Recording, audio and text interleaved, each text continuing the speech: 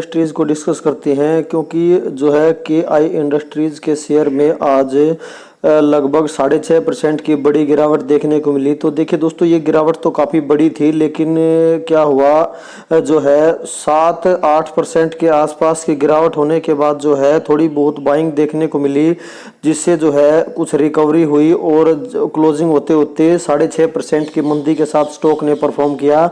लेकिन उससे पहले मंदी काफ़ी ज़्यादा थी। तो देखिए दोस्तों, जैसा कि हमने एक्सपेक्ट किया था, कल कंपनी ने जैसा रिजल्ट पब्लिश किया था, तो उसमें जो है अगर सेल्स की टर्म में कहें तो कंपनी ने मार्केट की एक्सपेक्टेशन को बीट किया था। और प्रॉफिट की एक्सपेक्टेशन, इससे प्रॉफिट की एक्सपेक्टेशन का तो डेटा ही अवेलेबल नहीं था। तो और अगर बात करें एबिट इनकम, तो एबिट इनकम में भी लगभग 3 करोड़ से ही कंपनी ने मार्केट की एक्सपेक्टेशन को मिस किया था। और अगर बात करें ओपीएम में, तो ओपीएम में तो बिल्कुल इनलाइन नंबर 10% के ओपीएम मार्केट ने 10.22% के ओपीएम मार्केट ने एक्सपेक्ट किए थे, और लगभग 10% के ओपीएम ही कंपनी ने अपने मेंटेन किए हैं अगर बात करें काफी समय से। तो देखिए दोस्तों, इतनी बड़ी गिरावट एक्सपेक्टेड नहीं थी। लेकिन बाजार, देखिए दोस्तों, बाजार बिल्कुल करंट को, कई बार तो ऐसा लगता है कि बाजार फ्यूचर को देखकर चलता है, और कई बार ऐसा लगता है कि जो बाजार है बिल्कुल ही करंट को देखकर ही चलता है। तो देखिए दोस्तों, जो अगर हम देखें एक बार इनका, चलो आगे चलकर देखेंगे रिजल्ट को, लेकिन एक बार आप यहां पर जो है इसकी अगर ऑल टाइम रिटर्न्स देखना चाहो तो आप देख सकते हो। यहां पर अगर कंपनी की लिस्टिंग की बात की जाए तो कंपनी की लिस्टिंग जो है 20 जुलाई 1995 से दिखाई देती है, यानी काफी पुरानी कंपनी कही जा सकती है। काफी well vastly experienced management company का कहा जा सकता है। सब लगभग जो है सारी जो क्रैश है, सारे मार्केट क्रैश है, सारी मंदी जो है, सारे एक प्रकार से रिसेशन कंपनी ने देख रखे हैं।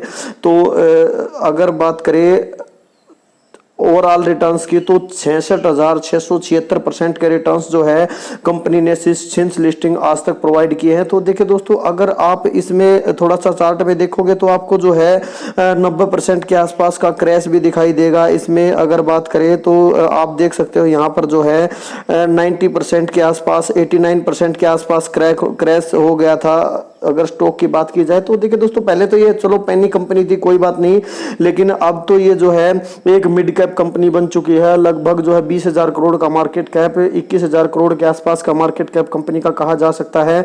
तो देखिए दोस्तों, अगर इस कंपनी के बिजनेस के बारे में मैं आपको थोड़ा बहुत बताऊं, तो देखिए दोस्तों, अगर पॉलीकैब की बात की जाए तो पॉलीकैब के पास वायर एंड केबल में 24% का मार्केट शेयर है अगर ऑर्गेनाइज्ड सेक्टर की बात की जाए, और इसके पास जो है 7.3% का मार्केट शेयर है अगर ऑर्गेनाइज्ड प्लेयर की बात की जाए वायर एंड केबल सेक्टर में। तो 7.3 तो केईआई के पास, और 24% का जो मार्केट शेयर है वो जो है पॉलीकैब के पास कहा जा सकता है।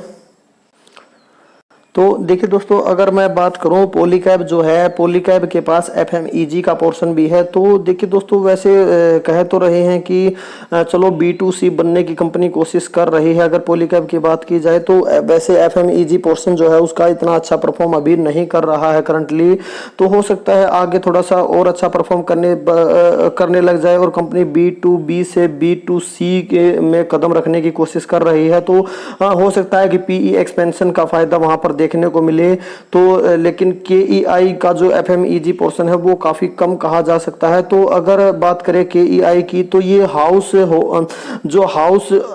होल्ड वायर जो होती हैं वहां से लेकर जो हाई इलेक्ट्रिकल वायर होती हैं वो कंपनी बनाती है। तो जो हाउस होल्ड वायर है वो तो इसकी रिटेल सेगमेंट में कही जा सकती हैं, जैसे हमारी समर्सिबल मोटर वगैरह होती हैं एग्रीकल्चर यूज के लिए, हाउस होल्ड यूज के लिए, तो उनकी वाइंडिंग में जो वायर लगती है वो भी ये कंपनी बनाती है। और अगर बात करें वैसे जो है ट्रांसमिशन लाइन के लिए भी ये कंपनी वायर बनाती है, और इलेक्ट्रिकल हाई वोल्टेज वायर ये जो है बात करें तो इंस्टीट्यूशनल यूज के लिए बनाती है। तो देखिए, तो अगर इंस्टीट्यूशनल यूज की बात की जाए तो 53% का जो है रेवेन्यू इस कंपनी को इंस्टीट्यूशनल वायर से आता है, और 29% का जो रेवेन्यू है वो हाउस होल्ड वायर से आता है। लेकिन अगर पॉलीकैब की बात करें तो पॉलीकैब के पास केवल जो है house hold wire and FMEG, ये 2 पोर्शन कहे जा सकते हैं। तो देखिए दोस्तों, चलो एक बार जो है एक बार रिजल्ट देख लेते हैं।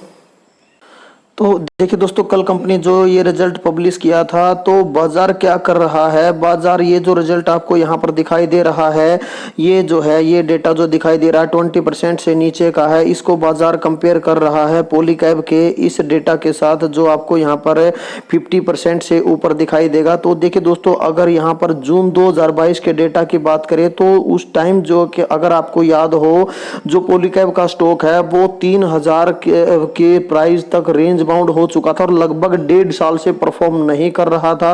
1.5 साल से जो कंपनी का स्टॉक है उसी रेंज में फंसा हुआ था। तो उसी हिसाब से जो है कंपनी के टॉप लाइन हो, बॉटम लाइन हो, उसी हिसाब से जो है वो कंपनी रिजल्ट पब्लिश कर रही थी। लेकिन अब जो है कंपनी ने कैसा भी रिजल्ट पब्लिश किया हो, लेकिन ये पोर्शन तो कम दिखाई देगा KEI से। अगर हम कंपेयर करें तो आपको याद होगा KEI में ऐसा कोई भी, हाल ही की बात करें 3-4 साल की, कोई भी इस प्रकार का प्राइस करेक्शन या टाइम करेक्शन दिखाई नहीं दिया जो कि पॉलीकैब में दिखाई दिया था। 3000 के लेवल तक जो है अगर स्टॉक के प्राइस की बात की जाए तो वो 3000 से नीचे ही ट्रेड कर रहा था। ब्रेकआउट देने की कोशिश तो कर रहा था लेकिन ब्रेकआउट सक्सेसफुल नहीं हो पा रहा था। आप समझ रहे होंगे मैं क्या कहने की कोशिश कर रहा हूं। मैं ये कहने की कोशिश कर रहा हूं दोस्तों, ये जून 2022 का जो पोर्शन है वो KEI का स्ट्रॉन्ग है और पॉलीकैब का वीक है। ये पॉलीकैब का वीक होने की वजह से और ये अपने आप स्ट्रॉन्ग हो गया जून 2023 का, तो बिल्कुल आपको ये 50% से ऊपर ही दिखाई देंगे फिर तो।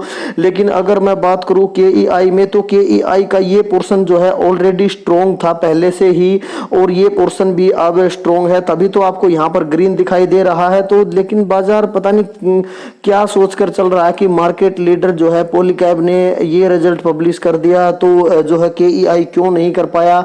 इस वजह से तो कई बार ऐसा लगता है कि दोस्तों बाजार बिल्कुल अंधा है, बाजार बिल्कुल करंट की चीजें देख रहा है, बाजार को जैसे कुछ भी नहीं पता, बिना सोचे समझे स्टॉक को तोड़े जा रहा है। लेकिन आपको इस अपॉर्चुनिटी को इन्वेस्टमेंट अपॉर्चुनिटी के रूप में देखना है दोस्तों।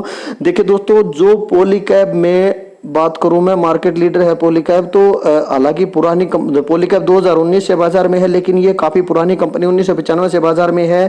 तो देखिए दोस्तों, अगर मैं बात करूं, जो भी इन्वेस्टर पॉलीकैब में नीचे के लेवल पर अच्छी क्वांटिटीज के साथ, अच्छी वेटेज के साथ इन्वेस्टेड है, वो तो पॉलीकैब में बने रहे, कोई प्रॉब्लम नहीं है।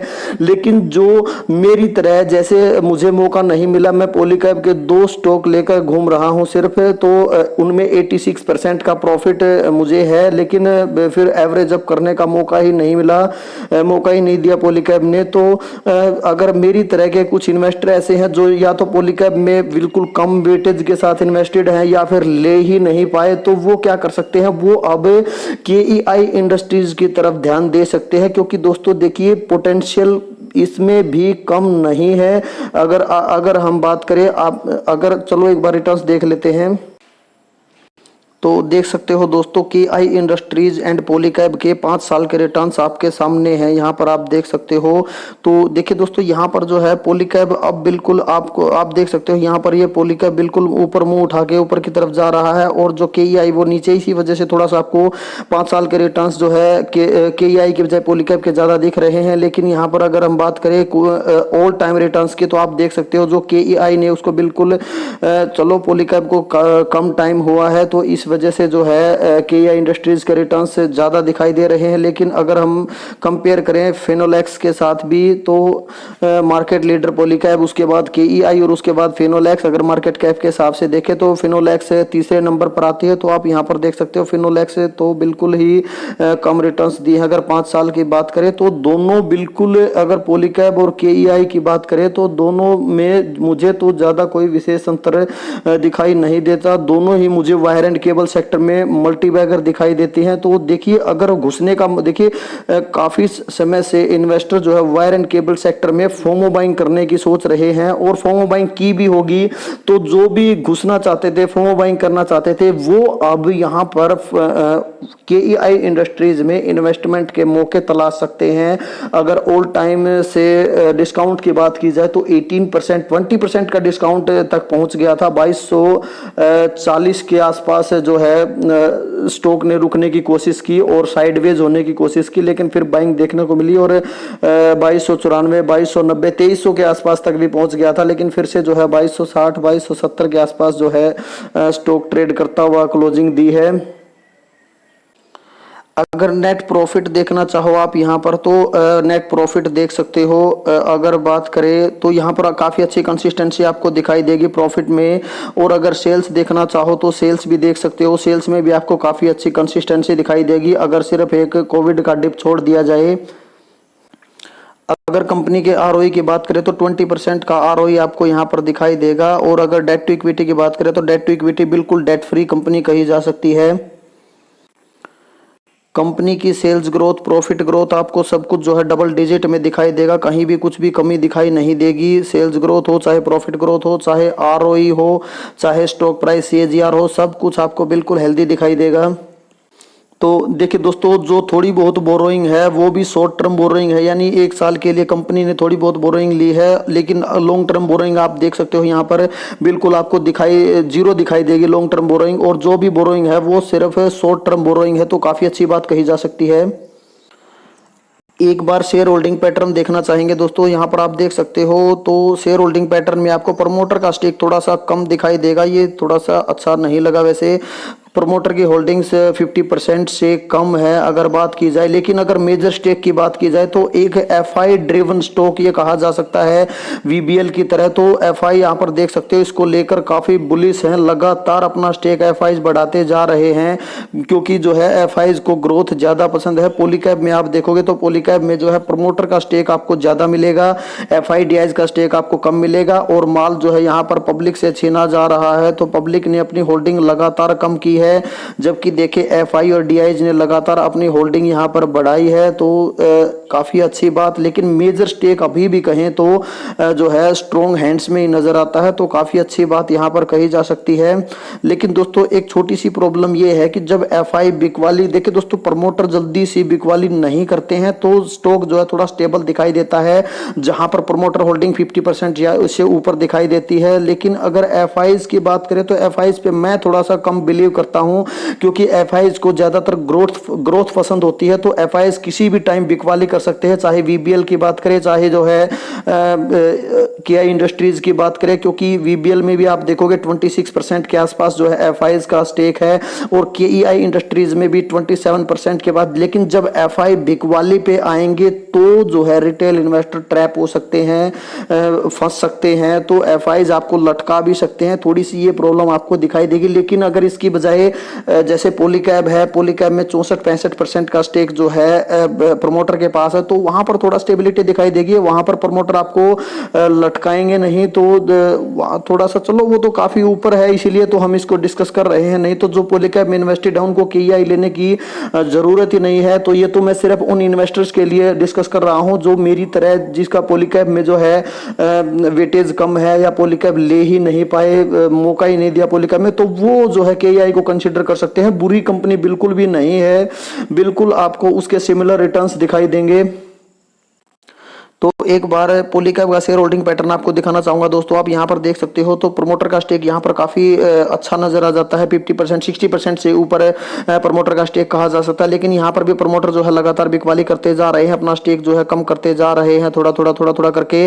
और एफआईज को अगर आप देखो तो एफआईज ने थोड़ी बहुत बिकवाली यहां से तो की है, लेकिन जो है केईआई इंडस्ट्रीज में अपना स्टेक बढ़ाया है, यहां से थोड़ी बिकवाली की है। तो एफआईज डीआई दोनों का स्टेक आपको यहां पर कम दिखाई देगा, तो दोनों थोड़ी थोड़ी थोड़ी थोड़ी प्रॉफिट बुकिंग कर रही है। हालांकि डीआईज ने जो है इस क्वार्टर अपना स्टेक बढ़ाया है, लेकिन पब्लिक के पास फिर भी 14%, तो उसमें भी इतना ही था 15% के आसपास, यहां भी इतना ही है। तो दोनों में पब्लिक की होल्डिंग तो लगभग सेम है, पब्लिक के पास तो सेम स्टेक है। तो यहां जो मेजर स्टेक है वो प्रमोटर्स के पास है, वहां मेजर स्टेक तो फिर भी प्रमोटर के पास है, लेकिन 27% का स्टेक जो है एफआईज के पास है। यहां एफआईज और डीआईज के पास काफी कम स्टेक कहा जा सकता है। तो स्टेबिलिटी थोड़ा सा आपको यहां ज्यादा दिखाई देगी केईआई की बजाय। तो चलिए दोस्तों फटाफट थोड़ा टेक्निकल्स देख लेते हैं।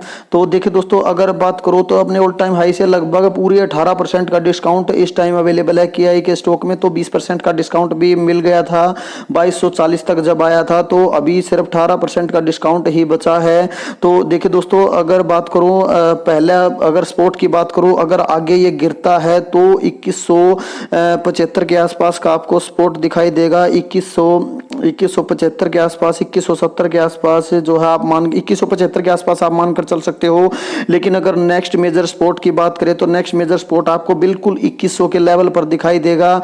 और उससे आगे अगर मैं बात करूं तो उससे आगे जो है फिर आपको ये जो ट्रेंड लाइन मैंने ड्रॉ की है, तो इसको अगर टच करता है तो 1850 के आसपास का जो है आपको स्पोर्ट देखने को मिलेगा। लेकिन मुझे लगता नहीं, मुझे तो पर्सनली ही ये लगता है कि कल के दिन ही इसमें जो है तेजी दिखाई देगी। क्योंकि देखिए दोस्तों, ज्यादातर मैंने देखा है कि जो पैनिक सेलिंग होती है वो रिजल्ट से अगले दिन ही होती है। जैसे फाइन ऑर्गेनिक्स में देखने को मिला था 5.5% की मंदी के साथ रिजल्ट से अगले दिन ही परफॉर्म किया था, लेकिन उसके बाद तो रिकवरी देखने को मिली थी। तो मुझे भी पर्सनली ऐसा लगता है कि ये जो डिस्काउंट है 18% का, ये मैक्सिमम डिस्काउंट है। इससे ज्यादा मुझे नहीं लगता कि स्टॉक गिरेगा। 2240 से स्टॉक ऊपर जा चुका है, तो हो सकता है कि कल को थोड़ा बहुत रिकवरी देखने को मिले, 2300 के आसपास इधर उधर घूमता रहे।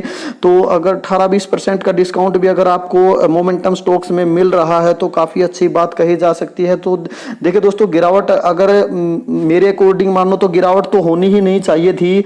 क्योंकि चलो बाजार ने फिर अपने हिसाब से पॉलीकैब को लेकर बाजार सोच रहा है कि जब मार्केट लीडर जिसका मार्केट कैप 50,000 से ऊपर है वो इतनी अच्छी ग्रोथ दे रहा है, तो क्यों कि ये छोटी कंपनी, तो इसको तो उससे भी ज्यादा ग्रोथ देनी चाहिए। तो इसी वजह से यही सोचकर बाजार ने पीटा इसको जबरदस्त तरीके से आज।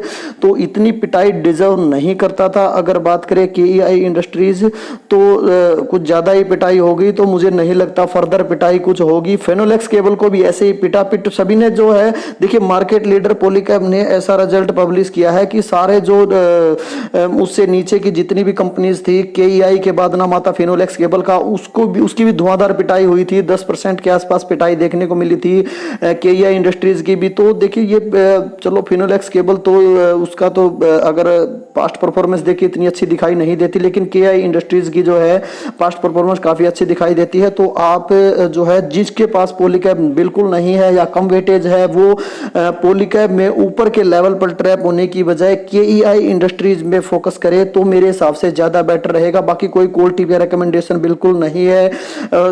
ये इसे सिर्फ अपने एंटरटेनमेंट या नॉलेज पर्पज के लिए कंसीडर करें। अपनी खुद की रिसर्च या अपने फाइनेंशियल एडवाइजर से जरूर संपर्क करें। मेरी बातों में या किसी भी यूट्यूबर की बातों में आकर अपनी हार्ड एंड मनी को कहीं भी इन्वेस्ट ना करें, अपनी खुद की रिसर्च जरूर करें। तो ओके दोस्तों, यही था जो है केईआई इंडस्ट्रीज का एनालिसिस। ओके, थैंक यू दोस्तों।